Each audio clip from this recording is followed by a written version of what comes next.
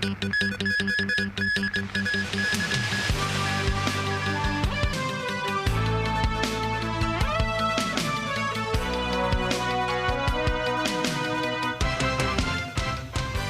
evening and thank you for joining us. Today is Chongyang Festival. Many Hong Kong people have flocked to the mainland for the three-day holiday. Multiple border checkpoints swamped with cross-border travelers, with the MTR being forced to adjust train frequencies in the morning and early afternoon. With this year's Chongyang Festival falling on a Friday, that means many Hong Kong people can enjoy an extended three-day-long weekend. Some Hong Kong people have chosen to head up north.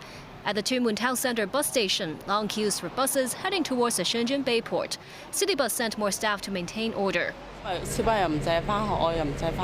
Ms. Feng here says she is taking a day trip to the mainland as her child has to take tutorial classes tomorrow. Mr. Yeung said he plans to just stroll around some shopping malls and see if there are any discounted buffets across the border. Authorities report a traffic congestion around the Shenzhen Bay Bridge. Long queues at the Hong Kong-Zhuhai-Macau Bridgeport. It took nearly an hour for passengers to board the Zhuhai-bound bus. Throngs of people too around the West Kowloon station of the high-speed rail. Many parents took their children to the mainland. Staff members on site to help direct the crowds.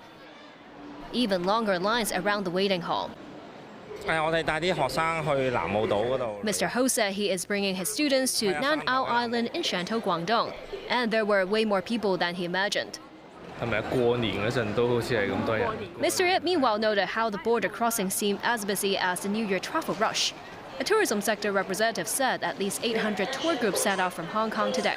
Most are short-haul trips to the mainland.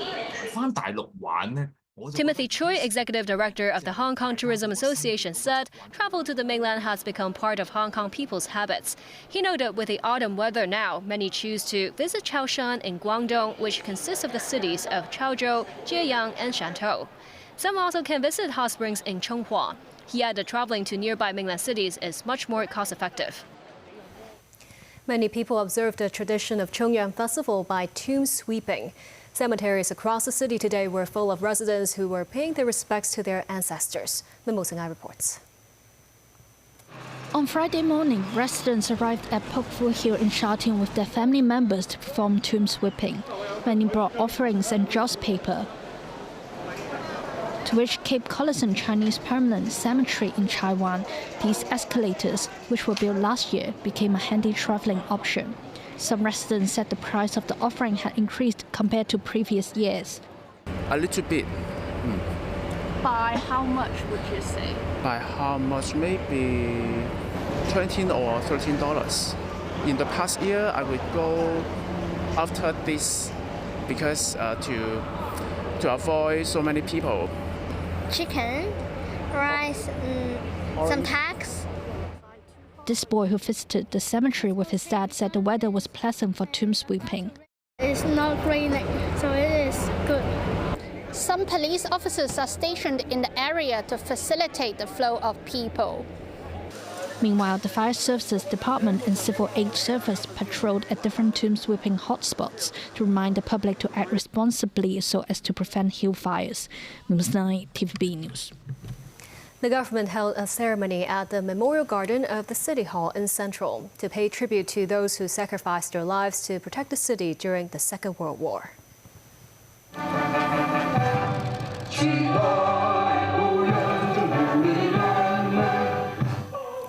The ceremony began at 8 a.m. A 2-minute silence was observed.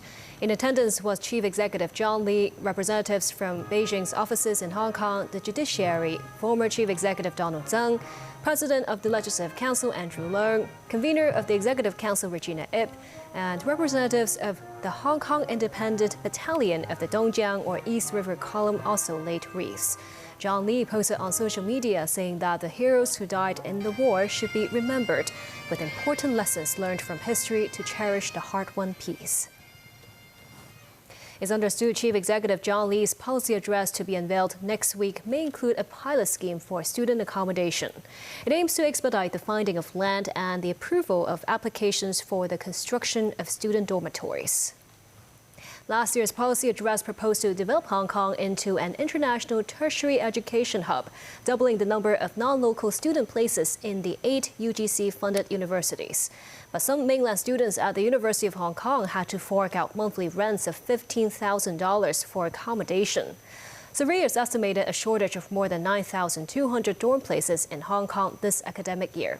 Sources say the policy address will propose a one-stop consulting service for colleges and universities that will speed up the processing and approval of construction projects for student hostels. It will also support universities' efforts to build student dormitories. A private car hit and killed a wild boar on Clearwater Bay Road in Sai Kung this morning. This as 5 firefighters were injured after reaching the site to help after their fire truck was accidentally rear-ended. The incident unfolded at about 11 a.m. A wild boar charged towards the road and was struck by a Kowloon-bound car on Clearwater Bay Road. A fire engine later stopped at the scene to assist in the incident, but another truck behind failed to brake in time and crashed into the fire engine. Police are investigating the cause of both accidents. The carcass of the wild boar has been handed over to the Food and Environmental Hygiene Department. Sustaining light injuries to 5 firefighters have been taken to hospital for treatment. Overseas, an Israeli strike on the United Nations headquarters in southern Lebanon has drawn widespread international condemnation. 2 peacekeepers were injured as Israel targets what it says are military sites of Lebanese group Hezbollah.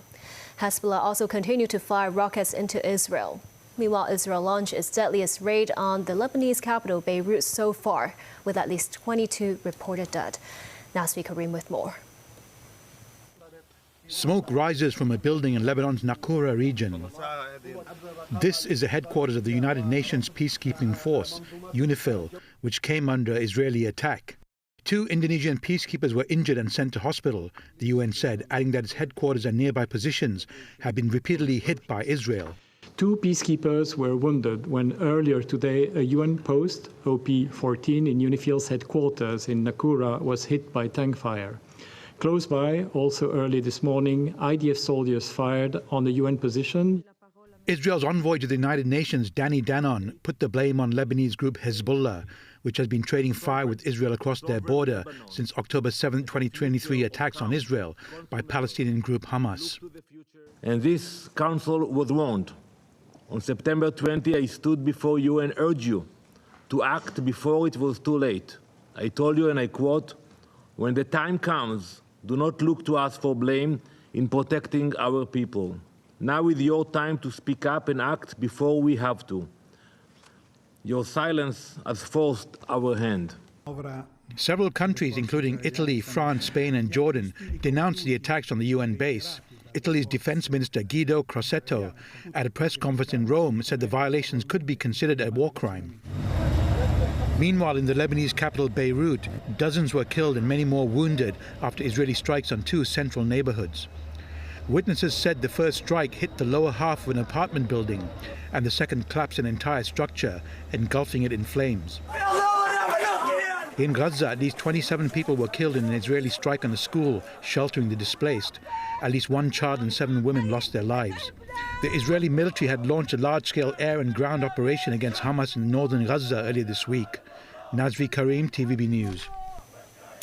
China's envoy to the United Nations condemned Israel's attack on UN peacekeepers while demanding urgent investigation and accountability for the incident.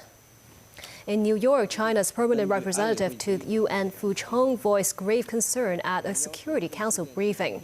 Fu noted any deliberate attack on peacekeepers is a serious breach of the international humanitarian law.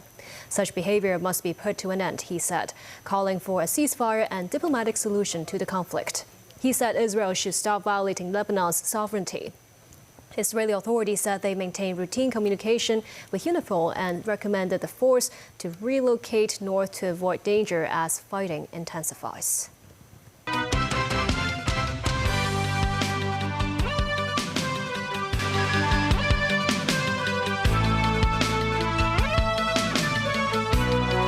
The 3-day Asean Summit came to a close in the Lao capital, Vientiane, today. Mimo Shanghai reports.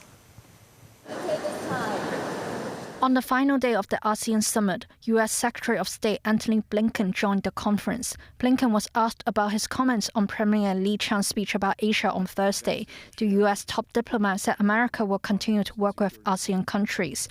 The United States remains the #1 source of foreign direct investment in ASEAN countries. This is a meaningful measure. It's also a powerful generator of jobs and opportunity. Li Qiang also attended the final day of the summit and had exchanges with foreign leaders, including the Prime Minister of New Zealand, Christopher Luxon. In his speech, Li said China is ready to support ASEAN as a core institution in the region alongside other countries. News 9, TVB News. Premier Li Qiang earlier met with Japan's new Prime Minister Shigeru Ishiba in the Lao capital on the sidelines of the ASEAN leaders' meetings on East Asia cooperation. Both affirmed their commitment to promoting mutually beneficial ties. Danny Zhou reports. The 30-minute in-person talk on Thursday was the first meeting between the two leaders since they assumed their respective positions. Premier Li Qiang said Sino-Japan relations is now in a pivotal phase of improvement and development, and Beijing intends to work towards a constructive and stable relationship suitable for the new age.